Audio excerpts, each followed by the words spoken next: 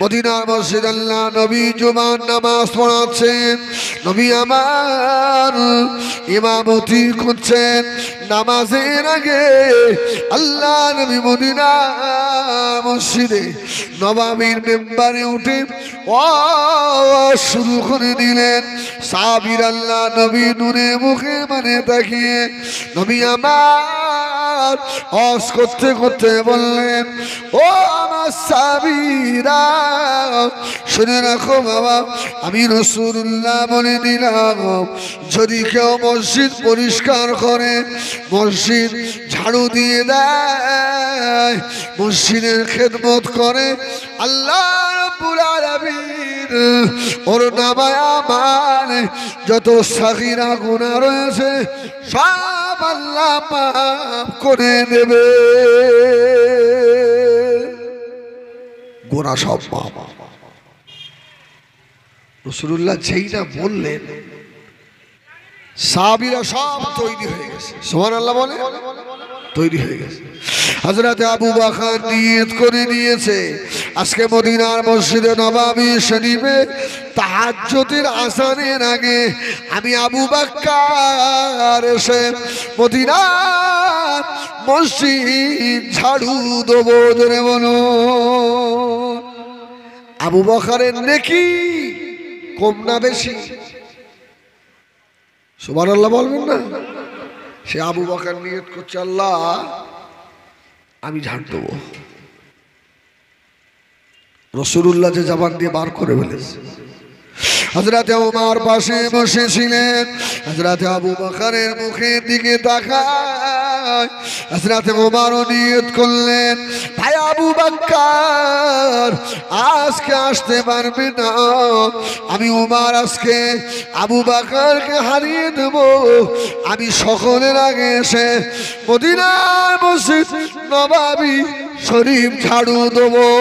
আমি ওমরের জীবনের সাগীরা গুনাহগুলো মাফ করিয়ে নেব। পাশে ছিলেন ওসমান গনি জিল্লুল্লাহ। সুবহানাল্লাহ বলেন। ও যে সাহাবীর নামগুলো বলছি, এই সাহাবীগুলো দুনিয়া থেকে জান্নাতের সার্টিফিকেট পাওয়া মানুষ। জোরে বলুন, জোরে বলেন সুবহানাল্লাহ।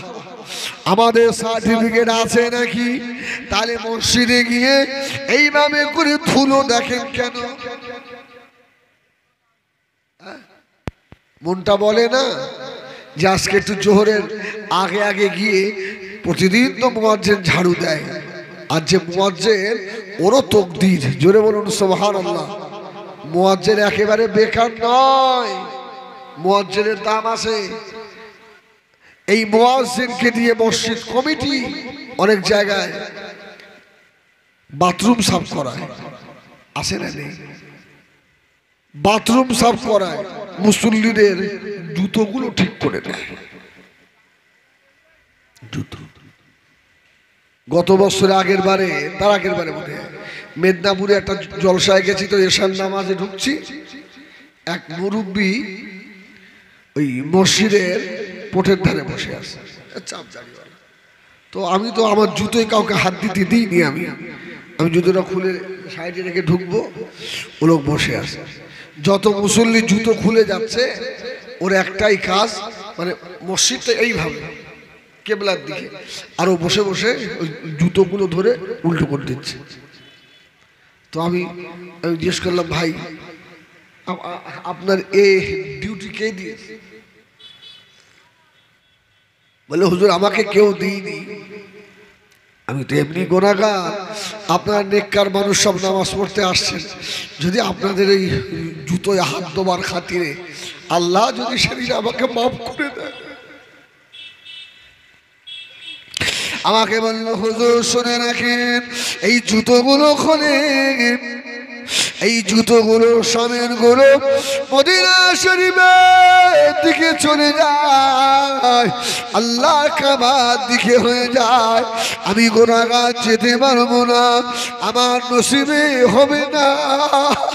আমি আল্লাহর মুসল্লি বান্দাদের জুতোগুলো যেন কাবার দিকে না হয়ে যায়, মদিনার দিকে যেন না হয়ে যায়, আমার রাসূলের সঙ্গে যাতে বেয়াদবি না হয়, এই জন্য আমি জুতোগুলো ঘুরিয়ে দিই। জোরে বলেন না সুবহানাল্লাহ। আল্লাহর কাছে বাহ্যিক দেখবে না, ওয়ালাকিন ইয়ানজুরু ইলা কুলুবিকুম, আল্লাহ ভেতরটা দেখে। হযরত ওমর হযরত ওসমান নিয়ত করলেন, হযরত আলীও নিয়ত করে ফেললেন, আমি আলী সকলের আগে মদিনা মসজিদে এসে ঝাড়ু নেব। ও আমার ভাইজানেরা, দুনিয়ার দুটো মসজিদে তাহাজ্জুদের আযান হয়, মক্কা শরীফের মসজিদ, মদিনার মসজিদ নববী শরীফ। হযরত আল্লাহ নবী তাহাজ্জুদের আযানের আগে নবী আমার কদ গফরাল্লাহু লাকা মা তাকদ্দামা মিন যামবিক, যে নবীকে আল্লাহ বেগুনাহ করেছেন, ওই নবী আমার সকলের আগে গিয়ে মদিনার মসজিদে নববী শরীফের ভিতরে আল্লাহ নবী বসে গিয়ে মদিনার মসজিদে নববী আল্লাহ নবী নূরে দুটো হাত দিয়ে মসজিদে নববী সাফ করছেন, তখন তাহাজ্জুদের আযান হয় না। হযরত সিদ্দিক আকবর আবু বকর সিদ্দিক রাদিয়াল্লাহু তাআলা আনহু টুক টুক করে এসে মদিনার মসজিদে নববী শরীফের গেটের কাছে দাঁড়ালেন। মদিনার মসজিদ নববী অন্ধকার, কিন্তু মদিনার মসজিদে নববী শরীফের ভিতরে খস খস করে আওয়াজ হয়, কেউ আছে নাকি? ও আমার ভাইজানেরা, মসজিদে রাত 12টার সময় যদি আওয়াজ হয়, আমার মতো মুসল্লি মসজিদে আর ঢুকবে নাকি? এই যাবে। আরে আম মুসল্লির কথা বাদ দেন, মসজিদের যে ইমাম সে কি আর ঢুকবে? দরকার নেই, ঘাটটার ধরে যদি উল্টো করে দেয় যাবে না। আবু বকর দাঁড়িয়ে রয়েছে, আরে অন্ধকার মসজিদে নববী, কিন্তু আওয়াজ হয় কিসের? যদি বলবেন না সুবহানাল্লাহ, আওয়াজটা কিসের? আবু বকর আস্তে আস্তে মনে শক্তি নিচ্ছে, যা হয় হবে, যে মসজিদের ভিতরে আসে ওকে গিয়ে পাঁজা বেঁধে ধরবো। যদি বলেন না সুবহানাল্লাহ, সুবহানাল্লাহ। আচ্ছা, আমার নবী আবু বকরের কি হয়? নবী জামাই আর আবু বকর শ্বশুর। আল্লাহু আকবার বলে, আল্লাহু আকবার বলে, ক্ষতি হবে না, লস হবে না, বলেন আল্লাহু আকবার। একবার আল্লাহু আকবার বলবেন 4000 নেকি হবে। সুবহানাল্লাহ বলেন। একবার আল্লাহু আকবার বলবেন 4000 গুনাহ মাফ হবে। বলুন আল্লাহু আকবার। হ্যাঁ, আবু বকর স্কিম নিচ্ছে, আবার দাঁড়াচ্ছে, গিয়ে ধরবো। সুবহানাল্লাহ। মদিনার মসজিদে নববী শরীফের অন্ধকার দেখে হযরত আবু বকর সিদ্দিক রাদিয়াল্লাহু তাআলা আস্তে আস্তে ঢুকে পড়লেন। ও হযরত আবু বকর ঢুকে পড়ে আল্লাহ নবীকে পাঁজা বেঁধে ধরে ফেলেছে। জোরে বলুন। রাসূলুল্লাহকে ধরে আবু বকর বুঝতে পেরেছে এই যে আমার নবী। যদি বলুন সুবহানাল্লাহ। আমার নবীর গা ছিল নরম। সুবহানাল্লাহ বলেন, সুবহানাল্লাহ বলেন। রাসূলুল্লাহর গা দিয়ে সবসময় খুশবু আসতো না, আসতো না? আহা,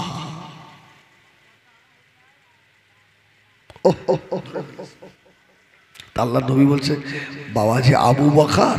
সুবহানাল্লাহ বলেন। মদিনা মসজিদে নববী শরীফের ভিতরে হযরত আবু বকর সিদ্দিক রাদিয়াল্লাহু তাআলা আনহু পাগলের মতো কাঁদছে, ইয়া রাসূলুল্লাহ ইয়া হাবিবাল্লাহ, হুজুর বেয়াদবি মাফ করুন, বেয়াদবি ক্ষমা করুন। আজকে আপনি ওয়াজ করলেন, আপনি কেন আগে এসে মদিনার মসজিদে নববী শরীফে ঝাড়ু দেন? ইয়া রাসূলুল্লাহ ইয়া হাবিবাল্লাহ, নবী গো, আল্লাহ তো কোরআনে বলেছে কদ গফারাল্লাহু লাকা মা তাকাদ্দামা মিন যামবি, আল্লাহ আপনার পূর্বের এবং পিছনের সব গুনাহ থেকে মাফ করে দিয়েছেন। ইয়া রাসূলুল্লাহ, আমি আবু বকর মনে করলাম সকলের আগে এসে মদিনা মসজিদে নববী ঝাড়ু দেবো, আবু বকরের জীবনের সাগীরা গুনাহ মাফ করে নেব।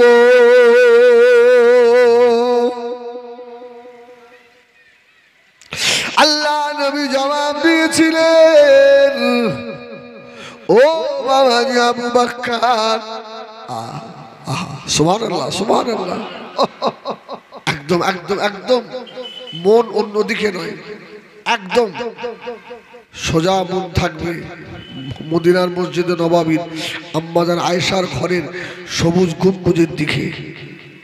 একদম খুব খেয়াল করেন, আল্লাহ চাইলে তো আজকে রাত্রিরেও রসুলের দিদার হয়ে যেতে পারে। হ্যাঁ, মাহফিলের একটা হাল থাকে,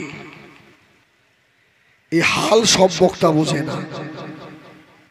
মাহফিলের একটা জজবায় হাল তৈরি হয়।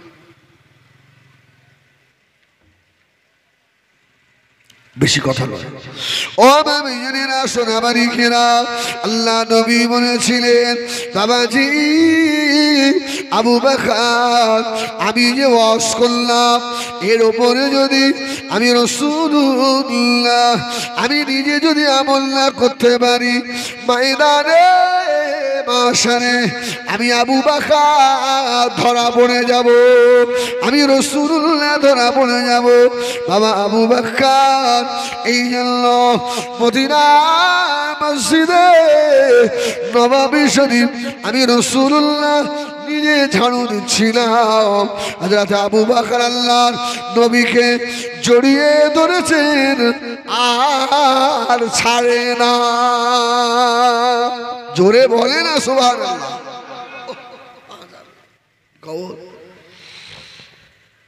ইয়া রাসূলুল্লাহ ইয়া হাবিবাল্লাহ, নবী গো, আপনি যে ঝাড়ুটা দিয়ে ঝাড়ু দিচ্ছিলেন ওই ঝাড়ুটা কোথায়? আল্লাহ নবী বললেন, ও বাবা আবু বকর শুনে রাখো, আমি রাসূলুল্লাহ মদিনার মসজিদে নববী তে আমি ঝাড়ু ব্যবহার করি না বাবা আবু বকর। আমি রাসূল চিন্তা করলাম এই মদিনা মসজিদ নববী শরীফ নয়, তামাম দুনিয়ার মসজিদগুলো আল্লাহ পাক সিদরাতুল মুনতাহার সঙ্গে আল্লাহ যোগ করে দেবে। সুবহানাল্লাহ। বাবা আবু বকর, আমি রাসূলুল্লাহ আমার নূরের হাত দিয়ে মদিনার মসজিদে আর ময়লাগুলো সাফ করছিলাম।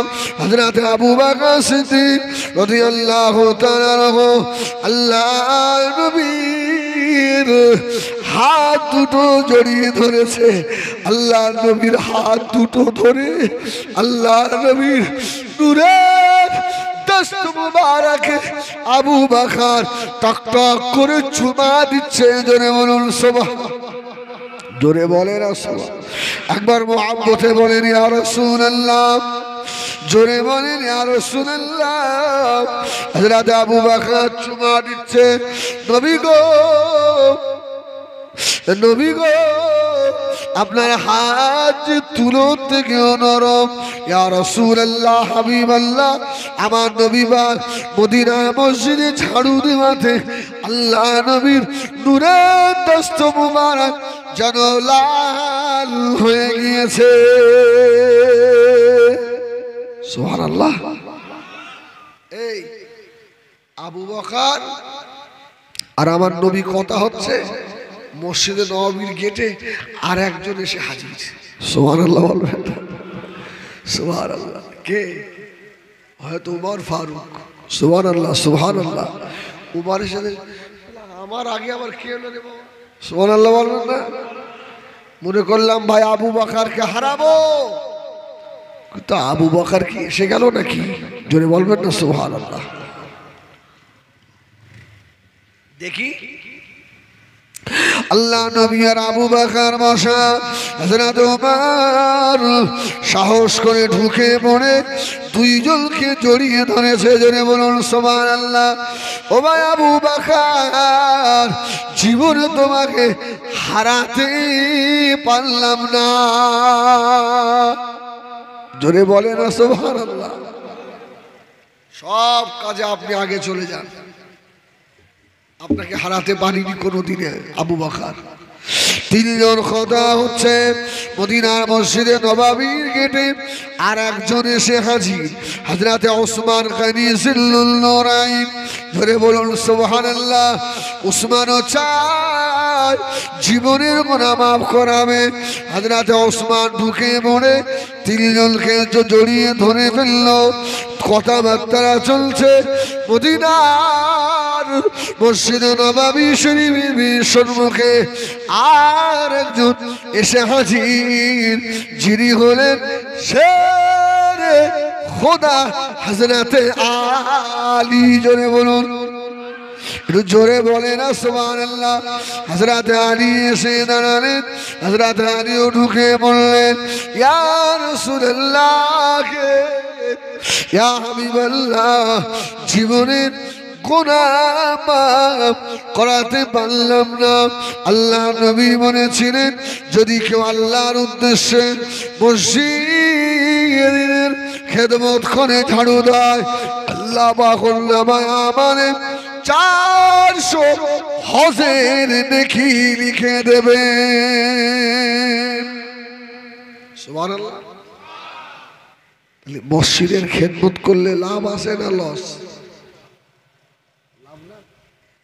হাজি সাহেব হন, যে সাহেবই হন, একটু শখ করে মাঝে মধ্যে মসজিদ ঝাড় দেবেন। আল্লাহর ঘর গো, একটু ঝাড়ু দেই। আর আমি যে অস্তা করলাম এই হাদিসটা খেয়াল রাখবেন আর ঝাড় দেবেন। আল্লাহ আপনার নেকির পাহাড় করে দেবে। আমার ভাইজানেরা, সোনা মানিকেরা, নবী আমার দয়া নবী, দিন দুনিয়া বাদশাহ, আল্লাহ হুজুর এত বড় নিয়ামত করলেন। সাহাবায়ে কেরামরা আমার নবীকে ওই রকম ভালোবাসতেন। আল্লাহ নবী মদিনার মসজিদে ওয়াজ করতে গিয়ে বললেন, ও আমার সাহাবীরা, আমি রাসূলুল্লাহ বলে দিলাম, বাহরাইনের খলিফা ইবনে সরওয়ারের কাছে আমি রাসূলুল্লাহ আমার এই দিনের চিঠিটা নিয়ে যেতে হবে। আমি রাসূলুল্লাহ বাহরাইনের খলিফা ইবনে সরওয়ারকে কলিমা দাওয়াত দিতে চাই। সুবহানাল্লাহ। এই সাহাবীরা কারা যাবে বলো? হেভি নেকি হবে, অনেক নেকি হবে। একজন দুজন নয়, আমি 30 জনকে পাঠাবো। জোরে বলুন সুবহানাল্লাহ। এই 30 জন কে কে যাবে দাঁড়াও, বলতে হয়নি, 1 2 3 4 করে 30 জন সাহাবী দাঁড়িয়ে গেছে। সুবহানাল্লাহ বলেন। ওহ, তার মধ্যে একজন সাহাবী রয়েছে হযরত সাঈদ রাদিয়াল্লাহু তাআলা। সুবহানাল্লাহ। রাসূলুল্লাহ চিঠিটা লিখে বললেন, সাঈদ, এই চিঠিটা তোমার কাছে দিলাম বাবা, বাহরাইনের খলিফার হাতে দেবে। বাহরাইনের খলিফার এখন অনেক পাওয়ার, যদি আল্লাহ দ্বীনের পথে এসে যায়। আল্লাহ নবীর খলিল আছেন সাহাবী হযরত সাঈদ রাদিয়াল্লাহু তাআলা আনহু দাঁড়িয়ে গেল, ইয়া রাসূলুল্লাহ ইয়া হাবিবাল্লাহ, আমি সাঈদ চলে যাব। নবী আমার চিঠিটা লিখে হযরত সাঈদের হাতে দিলেন। আল্লাহ নবী বলে দিলেন, ও বাবা সাঈদ বাড়ি চলে যাও বাবা। বাবা সাঈদ বিবির কাছ থেকে বিদায় নিয়ে নাও, মায়ের কাছ থেকে বিদায় নিয়ে নাও। জীবনের আখিরি বিদায়, শেষ বিদায় বাবা। আল্লাহ নবীর খলিল আছেন সাহাবী হযরত সাঈদ রাদিয়াল্লাহু তাআলা। আল্লাহ নবীকে বললেন, ইয়া রাসূলুল্লাহ ইয়া হাবিবাল্লাহ, আমি বাড়ি চলে গেলাম। আমার বিবি সাহেবার কাছ থেকে আমার জনম দুঃখিনী মা, তার কাছ থেকে জীবনের আখিরি বিদায় নিয়ে আসি। যদি বলুন সুবহানাল্লাহ। সাহাবীর ধারণা নবী যখন বিদায় আনতে বলছেন তার মানে আর আর হয়তো ফিরে আসবো না। হযরত সাঈদের চোখে পানি এসে গেল।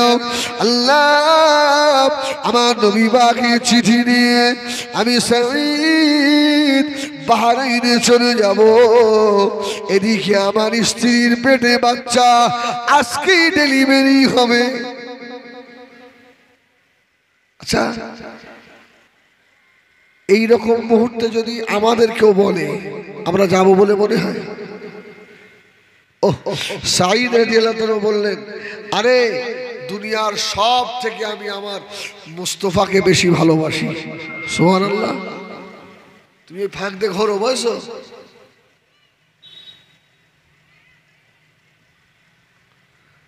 বলে আল্লাহু আকবার, তাকবীর দাও, নারায়ে তাকবীর। তো সাঈদ রাদিয়াল্লাহু তাআলা চিঠিটা নিয়ে বাড়ি ফিরে আসছে। وما بيننا সোনামানি কিরাম হযরত সাঈদ রাদিয়াল্লাহু তাআলা ছুটে ছুটে বাড়িতে চলে এলেন। জনম দুঃখিনী মা, হরমদারিনী মা দাঁড়িয়ে, ছেলে আস্তে আস্তে গিয়ে সাঈদ মায়ের পাশে দাঁড়িয়ে বলল, আম্মা জান ক্ষমা করে দেন, আল্লাহ নবী আমাকে বাহরাইনে পাঠাচ্ছেন, আল্লাহর নবী এই চিঠি লিখে পাঠিয়েছেন। সুবহানাল্লাহ।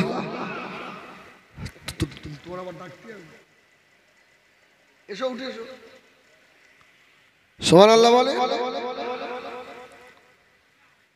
আম্মা, মা আমার বিদায় দাও মা।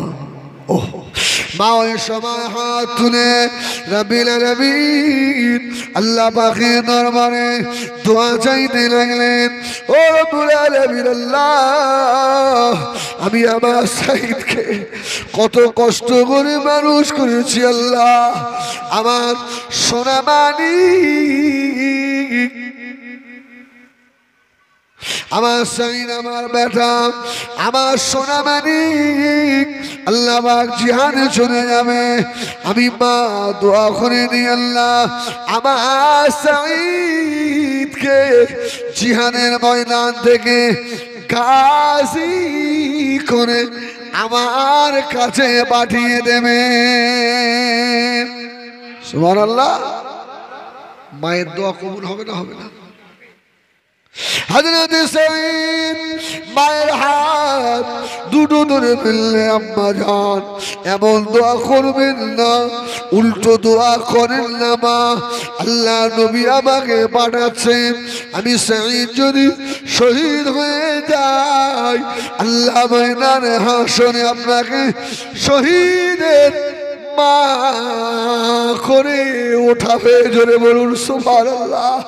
মা আপনি কি চান না শহীদের মা হয়ে উঠতে? হযরত সাঈদের মা বললেন, বাবা সাঈদ তোর বিবির প্রসাব বেদনা চলছে, একটুখানি ওয়েট কর বাবা, তোর বাচ্চাটার মুখ দেখে যা বাবা।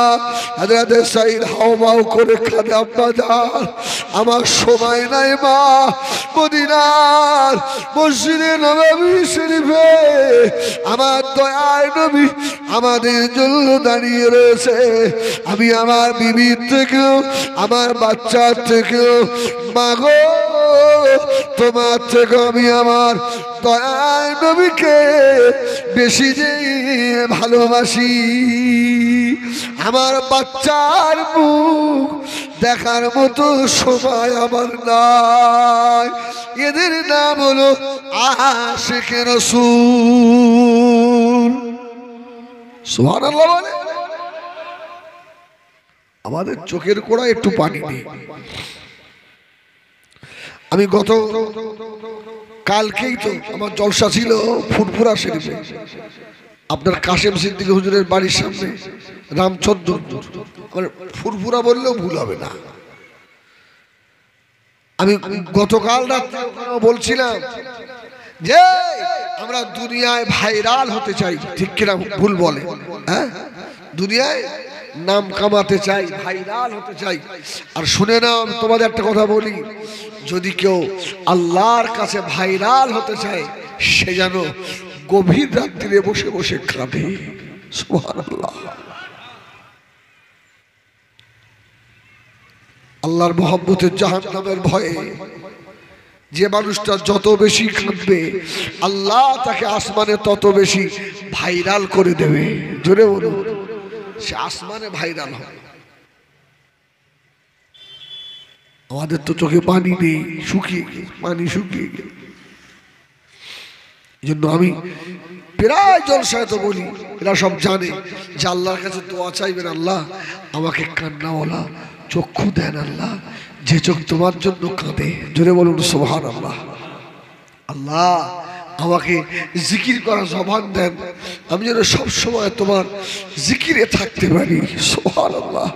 লোক যেন তাকে পাগল বলে। আল্লাহ আমার শুকর করার দিল দাও, আল্লাহ আমার অল্পতে আমি যেন তোমার শুকরিয়া আদায় করতে পারি। সুবহানাল্লাহ। যদি আসমানে ভাইরাল হতে হয়, হতে চান তো বেশি বেশি কাঁদেন, আল্লাহ ভাইরাল করে দেবে।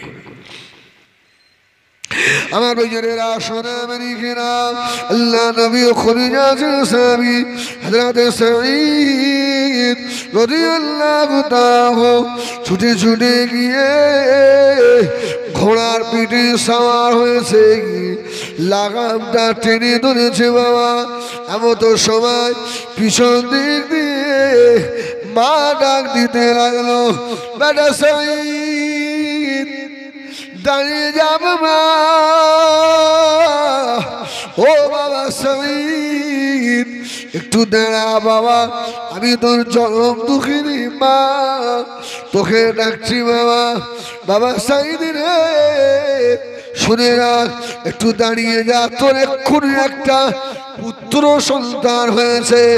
বাবা সাঈদ একবার বেটার মুখটা দেখে যা।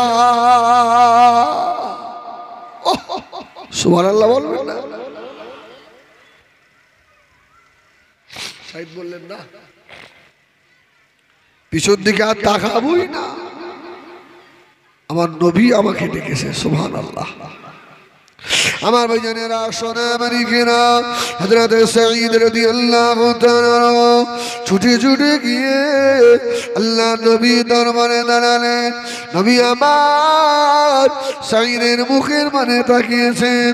ও আমার ভাইজানেরা, এটা ঘটনা ঘটছে, আমার নবী জানে না, জানে না। সুবহানাল্লাহ, সুবহানাল্লাহ। সাঈদ বাবা বিদায় নিয়ে এসেছো, বাবা বাচ্চার মুখটা একটু দেখে আসতে পারতে। জোরে বলুন সুবহানাল্লাহ। ইয়া রাসূলুল্লাহ, না আপনি আমাকে দেখেছেন, সুবহানাল্লাহ বলবেন না? রাসূল বললেন এলা চিঠি বাহরাইনের বাদশাহ ইবনে সরওয়ারকে গিয়ে দেবে আর বলবে এসব ভণ্ডামি বাদ দাও, আল্লাহকে আল্লাহ বলে মেনে নাও, মুহাম্মদ সাল্লাল্লাহু আলাইহি ওয়াসাল্লামকে নবী বলে মেনে নাও। সুবহানাল্লাহ বলে। আমার ভাইজানেরা, সোনা মালিকেরা, হযরত আল্লাহ নবী সাহাবী হযরত সাঈদ রাদিয়াল্লাহু তাআলা আনহু 30 জন সাহাবীকে নিয়ে ছুটে ছুটে বাহরাইনে চলে গেলেন। বাহরাইনে গিয়ে দাঁড়ালেন রাজা দরবারে। বাহরাইনের রাজাকে ডাক করা হলো।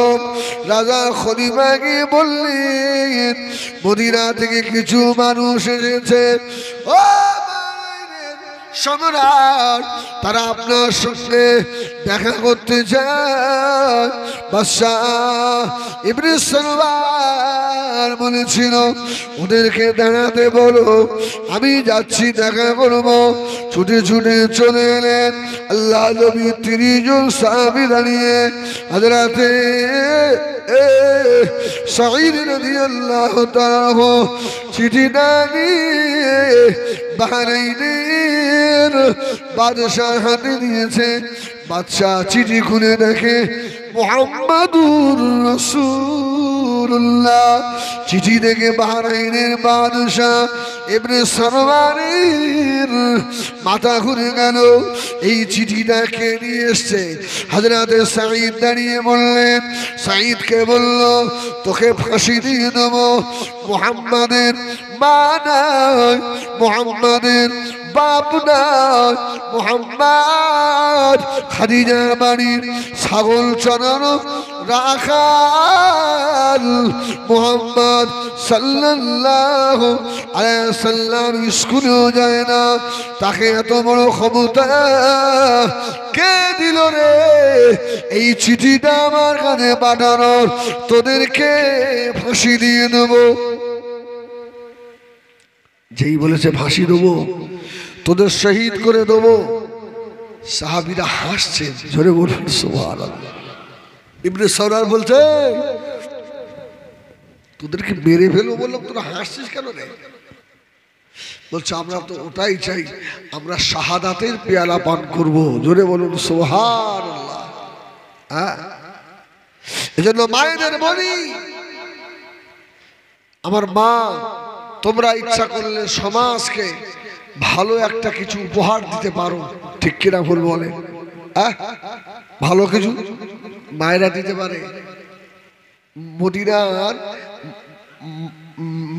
মায়েরা ওদের বাচ্চা তৈরি করতেন, বাচ্চা পেটে নিতেন আর নিয়ত করতেন, আল্লাহ আমার বাচ্চাটা যেন শহীদ হয়।